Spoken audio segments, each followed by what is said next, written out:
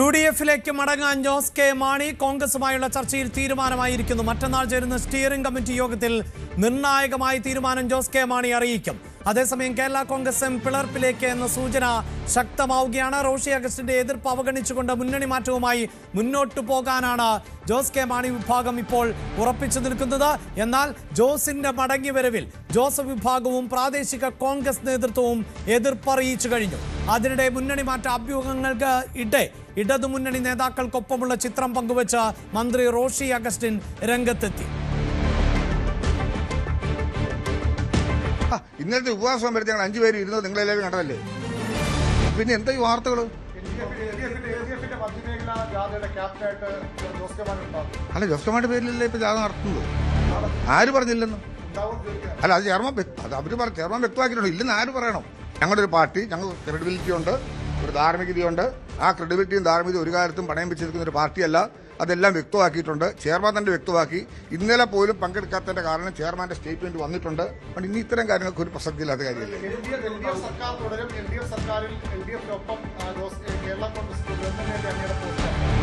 കേരള കോൺഗ്രസിന്റെ മാത്രമല്ല, LDF-നെ സംബന്ധിച്ചിടത്തോളം ഈ മുന്നണി പ്രവർത്തിക്കുന്ന എല്ലാവരുടെയും ധാരണയും ചിന്തകൾക്കും വ്യത്യസ്തമായ ഒരു ധാരണ ഉണ്ടാകേണ്ട കാര്യം എവിടെയുണ്ട്? അവിടെയാണല്ലോ പ്രശ്നം. ഇതിങ്ങനെ അഭ്യൂഹങ്ങൾ സൃഷ്ടിക്കപ്പെടുന്നതിന് അപ്പുറത്തോട്ട് രേഖകളോടുകൂടി പറയാൻ കഴിയുന്ന എന്തെങ്കിലും വേണ്ടേ? അതൊക്കെ വ്യക്തമാക്കിയില്ല. ഏറ്റവും ലേറ്റസ്റ്റ് ആയിട്ട് വന്ന പാർട്ടി ചെയർമാന്റെ കുറിപ്പിൽ ഇന്നിപ്പോൾ ഈ അവസ്ഥ പ്രസന്റ് ടെൻസിൽ അതാണ് നമ്മുടെ മുമ്പിലുള്ളത്.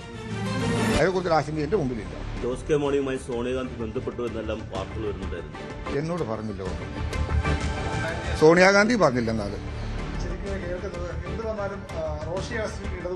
എന്ത് വന്നാലും ഇല്ലല്ലോ. കേരള കോൺഗ്രസ് പാർട്ടിയുടെ നിലപാടല്ലേ എന്ന് വ്യക്തമാക്കിയിരിക്കുന്നത്. അങ്ങനെ അത് ആര് പറഞ്ഞിരിക്കുന്നു? ഇല്ലാത്ത കാര്യങ്ങൾ പറഞ്ഞാൽ എങ്ങനെ ശരിയാവും? അല്ല, പറയണ്ടേ ആരെങ്കിലും ഞങ്ങളുടെ നിലപാട് ഞങ്ങൾ പോകാന്ന് പറയണ്ടേ? അങ്ങനെ വരുന്ന സന്ദർഭത്തിൽ അതിന് പ്രസക്തിയുള്ളൂ. എന്റെ നിലപാടിനകത്ത് ഞാൻ പറഞ്ഞല്ലോ, ഒരു ഗവൺമെന്റിന്റെ ഭാഗമായി തുടരുന്നു. ഇടതുപക്ഷ ജനാധിപത്യത്തിന്റെ ഭാഗമായി കേരള കോൺഗ്രസ് മുന്നോട്ട് പോകുന്നു. ആ നിലയിൽ പോകുന്നവർക്ക് എവിടെയാണ് അഭ്യൂഹങ്ങൾ നിന്നുകൊണ്ട് ഞങ്ങൾക്ക് ഇത്തരം കാര്യങ്ങൾ നേരിടാൻ പറ്റുമോ? എല്ലാ MLA-മാർക്കും അവരുടെ മണ്ഡലത്തിൽ എന്തെല്ലാം കാര്യങ്ങൾ നടത്താനുണ്ട്. എന്നെ അങ്ങനെ ആരും സമീപിക്കത്തില്ലെന്ന് ജോസ് കെ മാണി ഒരു നിലപാടുള്ളവനെ അങ്ങനെ വെറുതെ കയറി സമീപിക്കാൻ പറ്റുമോ? ഇതെന്താ പറയുന്നത്? ഒരു നിലപാട് ഞങ്ങളെല്ലാം സൗഹൃദമുള്ളവരാ, ആരോടും വിദ്വേഷമില്ല, അടുത്ത സൗഹൃദമുള്ളവരാ. അത് വ്യക്തിപരമായ സൗഹൃദവും സ്നേഹവും എന്നും തുടരും. വിരലിൽ എണ്ണാവുന്ന ദിവസങ്ങൾക്കിപ്പുറം വിസ്മയമുണ്ടാകുമെന്നും മുന്നണിയിലേക്ക് ആരൊക്കെ വരുമെന്ന് അപ്പോൾ കാണാമെന്നും പ്രതിപക്ഷ നേതാവ് VD സതീശനും പ്രതികരിച്ചു.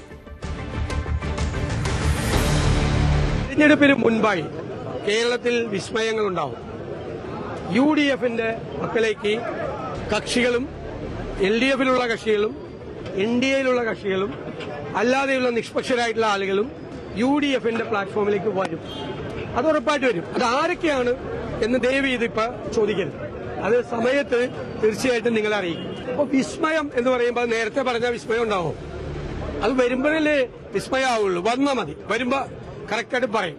കുറച്ചു ദിവസം കൂടി വെയിറ്റ് ചെയ്യും. അപ്പൊ കറക്റ്റായിട്ട് അറിയാൻ പറ്റും. അല്ല, വിരലിൽ എണ്ണാവുന്ന ദിവസം നിങ്ങൾ വെയിറ്റ് ചെയ്താൽ മതി. അപ്പൊ ആ വിസ്മയം എന്താണെന്ന് വിരലിലെണ്ണാവുന്ന ദിവസം നിങ്ങൾ കാത്തിരിക്കൂ എന്നാണ് ഇപ്പോൾ പ്രതിപക്ഷ നേതാവ് പറയുന്നത്. ഈ വാർത്തയുടെ വിശദാംശങ്ങളുമായി മഞ്ജുഷ് ഗോപാലും VV അരുണുമാണ് ചേരുന്നത്. മഞ്ജുഷ, നേരത്തെ തന്നെ അഭ്യൂഹങ്ങൾ ശക്തമായിരുന്നു. ഒടുവിൽ ആ തീരുമാനത്തിലേക്ക് ജോസ് കെ മാണി വിഭാഗം എത്തിയിരിക്കുന്നു. ഇനി ദിവസങ്ങൾക്കുള്ളിൽ അത് സംബന്ധിച്ച ഒരു ഔദ്യോഗികമായ പ്രഖ്യാപനം അതല്ലേ ശേഷിക്കുന്നത്? അഭിലാഷ്, കേരള കോൺഗ്രസിനെ കുറിച്ച് പലപ്പോഴും വാർത്തകൾ വരുമ്പോഴും അതെല്ലാം നിഷേധിക്കാറാണ് പതിവ് നേതാക്കൾ. പക്ഷേ ഇപ്പോഴും അങ്ങനെ നിഷേധിക്കുന്നുണ്ടെങ്കിലും ആ നിഷേധത്തിന് പിന്നിൽ ഇത് അംഗീകരിക്കുന്നതിന് തുല്യമായ രീതിയിലുള്ള പ്രതികരണമാണ് എന്ന് തന്നെ നമുക്ക് മനസ്സിലാക്കേണ്ടി വരുന്നു. കാരണം കേരള കോൺഗ്രസ് മാണി വിഭാഗം UDF-ലേക്ക് മടങ്ങി വരാൻ തീരുമാനമെടുത്തു കഴിഞ്ഞു. അതായത് ജോസ് കെ മാണി ആ തീരുമാനം എടുത്തു കഴിഞ്ഞു. കോൺഗ്രസ് നേതാക്കളുമായി ചർച്ച നടന്നു. കോൺഗ്രസ് ഹൈക്കമാൻഡിൽ നിന്ന് ഉറപ്പ് ജോസ് കെ മാണിക്ക് കിട്ടിയിട്ടുമുണ്ട്. ഇനി കോൺഗ്രസ് ഹൈക്കമാൻഡിൽ നിന്ന് ഒരു കത്തുമായിട്ടായിരിക്കും അടുത്ത സ്റ്റിയറിംഗ് കമ്മിറ്റി യോഗത്തിൽ, അത് വെള്ളിയാഴ്ചയാണ് കോട്ടയത്ത് ചേരാൻ പോകുന്നത്, ആ സ്റ്റിയറിംഗ് കമ്മിറ്റി യോഗത്തിലേക്ക് ജോസ് കെ മാണി വരാൻ പോകുന്നത്. ഇനിയുള്ളത് കേരള കോൺഗ്രസ് എമ്മിൽ നിന്ന് മുഴുവൻ നേതാക്കളും, സ്റ്റിയറിംഗ് കമ്മിറ്റിയിലെ എല്ലാ നേതാക്കളും എല്ലാ MLA-മാരും ജോസ് കെ മാണിക്കൊപ്പം UDF-ലേക്ക് പോകുമോ എന്ന ചോദ്യമാണ്. അതിന് ഇപ്പോഴത്തെ നിലയിൽ നൽകാനാവുന്ന ഉത്തരം എന്ന് പറയുന്നത് അങ്ങനെ ആവില്ല എന്നാണ്. ഇപ്പോൾ മന്ത്രി പദവിയിലിരിക്കുന്ന റോഷി അഗസ്റ്റിൻ, അദ്ദേഹമാണ് അല്പം മുമ്പ് നിലപാട് വ്യക്തമാക്കിയത്. റോഷി അഗസ്റ്റിൻ നിലവിൽ LDF-ൽ തുടരുവാൻ തന്നെയാണ് തീരുമാനിച്ചിരിക്കുന്നത്. അതായത് ജോസ് കെ മാണിക്കൊപ്പം UDF-ലേക്ക് മടങ്ങുവാനായിട്ട് ഇപ്പോൾ കാരണങ്ങളില്ല എന്ന നിലപാടിലാണ്. അത് ധാർമ്മികതയ്ക്ക് നിരക്കുന്നതല്ല എന്നാണ് റോഷി അഗസ്റ്റിന്റെ നിലപാട്. പിന്നെ റാന്നി MLA പ്രമോദ് നാരായണനും ജോസ് കെ മാണിക്കൊപ്പമല്ല, ബാക്കി എല്ലാവരും, ബാക്കി 3 MLA-മാരും ജോസ് കെ മാണിക്കൊപ്പമുണ്ട്. ആകെയുള്ള 5 MLA-മാരിൽ 3 പേർ ജോസ് കെ മാണിക്കൊപ്പമാണ്. മടങ്ങുവാനുള്ള താല്പര്യം, ജോസ് കെ മാണി എന്ത് തീരുമാനമെടുത്താലും അതിനൊപ്പം നിൽക്കുവാനുള്ള നിലപാടിൽ തന്നെയാണ് മറ്റ് 3 MLA-മാരും എന്ന കാര്യവും ഉറപ്പായി കഴിഞ്ഞിരിക്കുകയാണ്. അതായത് Changanassery MLA job Michael, Kanjirappally MLA M Jayaraj, അതുപോലെ തന്നെ പൂഞ്ഞാർ MLA സെബാസ്റ്റ്യൻ കളത്തിങ്കൽ, ഈ 3 പേരും മടങ്ങുവാനുള്ള ജോസ് കെ മാണിയുടെ തീരുമാനത്തിനൊപ്പമാണ്. അതേസമയം റോഷിയും പ്രമോദ് നാരായണനും എതിർപ്പ് അറിയിച്ചു കഴിഞ്ഞു.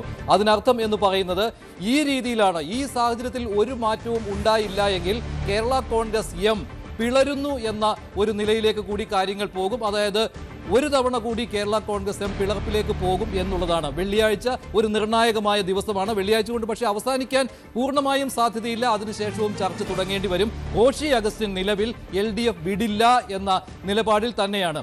കോൺഗ്രസുമായുള്ള ചർച്ചയിൽ സീറ്റ് ധാരണ പോലും അതിന്റെ ആദ്യപടിയാണ് കേട്ടോ. അത് പൂർണ്ണമായിട്ടും അങ്ങനെയെന്ന് പറയാൻ കഴിയില്ല എങ്കിലും സീറ്റുകളുടെ കാര്യത്തിൽ പോലും ആദ്യ ധാരണയായി കഴിഞ്ഞു. കഴിഞ്ഞ തവണ 12 സീറ്റുകളാണ് LDF-ൽ ചെന്നപ്പോൾ ജോസ് കെ മാണി വിഭാഗത്തിന് മത്സരിക്കാൻ കിട്ടിയത്. 13 ആയിരുന്നു. അവസാനം കുറ്റ്യാടി അവസാന നിമിഷം CPM തന്നെ ഏറ്റെടുക്കുകയായിരുന്നു. ഈ വർഷം അത് തിരികെ ജോസ് കെ മാണിക്ക് നൽകുമെന്നും പറഞ്ഞിരുന്നു. അങ്ങനെ 13 സീറ്റുകൾ ഇത്തവണ മത്സരിക്കാൻ കിട്ടിയേനെ. പക്ഷേ ഇപ്പോൾ UDF-ലേക്ക് പോകുമ്പോൾ അതിൽ നഷ്ടമുണ്ടാകും. അതിന് കാരണം അവിടെ കേരള കോൺഗ്രസ് ജോസഫ് വിഭാഗമുണ്ട്.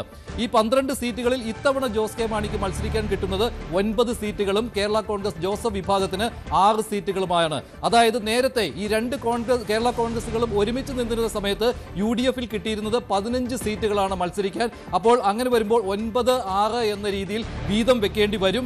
അത് പക്ഷേ അന്തിമ തീരുമാനമല്ല, ഇപ്പോഴത്തെ നിലയിലുള്ള ധാരണയാണ്. മറ്റൊന്ന്, കഴിഞ്ഞ തവണ മത്സരിച്ച ഏതെല്ലാം സീറ്റുകൾ കിട്ടും എന്നുള്ളത്. കഴിഞ്ഞ തവണ UDF-ൽ മത്സരിച്ച് ജയിച്ച കേരള കോൺഗ്രസ് ജോസഫ് വിഭാഗത്തിന് ജയിക്കാനായത് 2 സീറ്റുകളിലായിരുന്നു. കടുത്തുരുത്തിയും തൊടുപുഴയിൽ പാർട്ടി ചെയർമാനും കടുത്തുരുത്തിയിൽ മോൻ ജോസഫും. ഈ 2 സീറ്റുകളും അവർക്ക് തന്നെ കിട്ടും ജോസഫ് വിഭാഗത്തിന്. പിന്നെ കേരള കോൺഗ്രസ് M-ന് അവർ ജയിച്ച 5 സീറ്റുകൾ, LDF-ൽ ജയിച്ച 5 സീറ്റുകളും UDF-ലേക്ക് വരുമ്പോഴും അവർക്ക് കിട്ടും.